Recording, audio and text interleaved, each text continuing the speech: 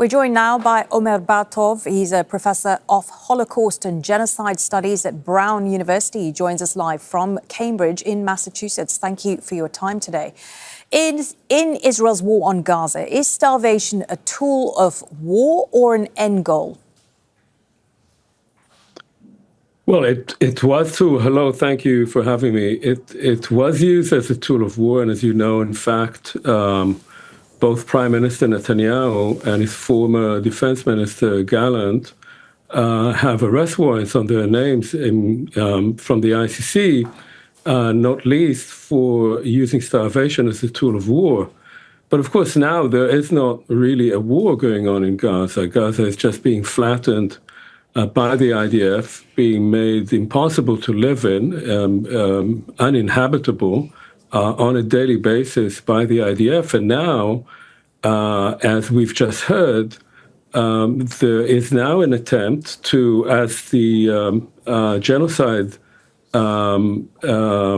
resolution from 1948 says, Israel is deliberately inflicting on Palestinians conditions of life calculated to bring about their physical destruction in whole or in part. This is Section 3 of the Genocide Convention. So clearly this is part of an attempt to make life impossible for Palestinians, either to force them out or to simply see them die where they are.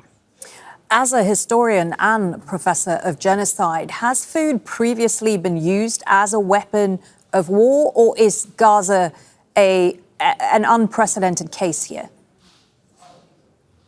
Oh, starvation has been used as a weapon of war many times. One famous example is the German siege on the city of Leningrad, as it was called at the time, where about 1 million people died of lack of food because of the siege. In fact, siege warfare often does that, so this is not new. The Germans in World War II had what they called hunger politics in the war in the Soviet Union. So it's not new, it's used in war, and it has been partly because of that. This was included in the definition of genocide in 1948. It is a war crime, it's a crime against humanity, and it's also part of the definition of genocide. Where do you see the catastrophic situation in Gaza going? What are the possible end scenarios here? Well, I wish we knew. I mean, all of this, as your reporting said, first of all, food is basically around the corner. It's just waiting there, but it is not allowed in. Everything could change from one day to the next if especially the United States made its mind to stop it. It could have been stopped, as I've written before, in November or December 2023, and then we might have said that there were some war crimes by the Israelis. By then, already about 10,000 people had been killed, but it might not have become genocide. But nobody acted. The United States has not acted yet. European countries have not acted yet. And in Israel itself, there's no dynamic to stop this. In fact, just yesterday or today, one of the Israeli ministers, the Minister of Heritage, said that Gaza will become Jewish, that it will become an area of settlement, that it will be erased and then made into part of the state of Israel. And no one speaks against that in Israel at the moment. For Palestinians who might survive this Israeli genocide, what will future generations look like? How will the horrors of what they have been through shape their future and their ability to coexist with Israel? Well, I mean, I wish I knew.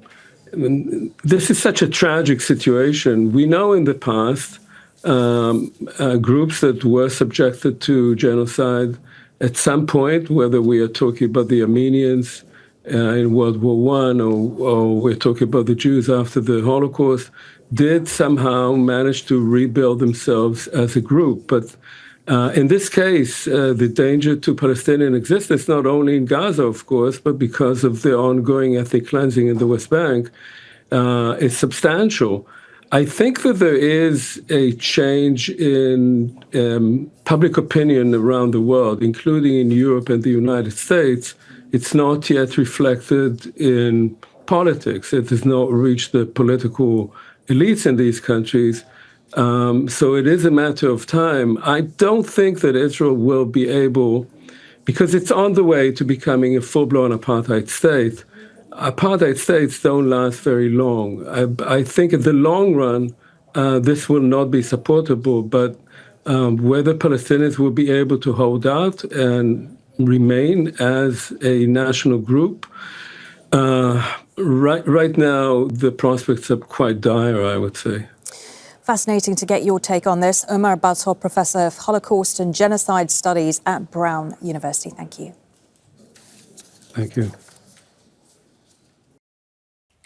Make sure to subscribe to our channel to get the latest news from Al Jazeera.